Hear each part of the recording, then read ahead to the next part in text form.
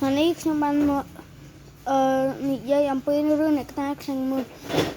ក្នុងរាជព្រះចន្ទរាជាគ្រិស្តសករាជ 1502 ប្រទេសខ្មែរស្ថិតនៅចំណុចប្រទេសហ្វៀមពេលនោះស្ដេចហ្វៀមបានបញ្ចុះបុត្រាមួយអង្គមកត្រួតត្រានគរខ្មែរដោយឈឺចាប់នឹងការជិះជាន់ឈ្លានពានរបស់ហ្វៀមព្រះចន្ទរាជាក៏សម្លាប់បុត្រានោះទៅព្រះចៅ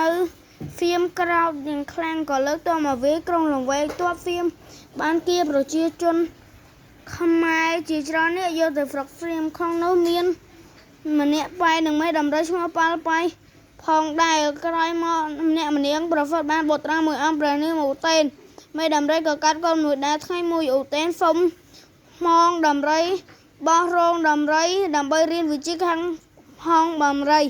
ស្ដេចហ្វៀមឃើញឧទានឧស្សាហ៍ក៏ប្រទានងារ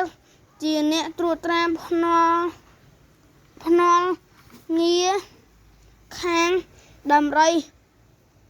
ពេលធំឡើងកូនមេដំរីម៉ាល់បាយធ្វើជាលំនៅព្រះចៅហ្វៀមថ្ងៃមួយស្រាប់តែវាចុះប្រេមភ្លេចស្លាប់ឧទែក៏ចាត់បំរីនោះបានតាំងពីពេលនោះមកព្រះចៅហ្វៀមបានប្រទានងារ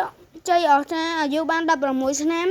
ជ័យអស្ចារ្យបានប្រើឧបាយកលត្រឡប់មកស្រុកខ្មែរវិញលុះមកដល់ស្រុកបានដំបងអ្នកស្រុក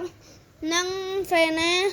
ចាស់ម្នាក់ឈ្មោះមានព្រមទាំងកូនបូននេះបានចូលមកថ្វាយខ្លួនជាសេនាស្ដេចហ្វៀមក៏លើកទ័ពមកវាយដេញតាម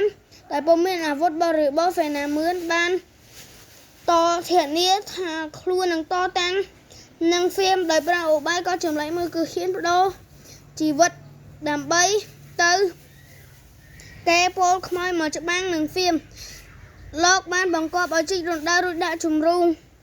លោកបានលោតចុះទៅក្នុងរណ្ដៅនោះរីឯប្រពន្ធនិងកូនទាំងពីរនាក់ទៀតលោតចុះទៅតាមដែរ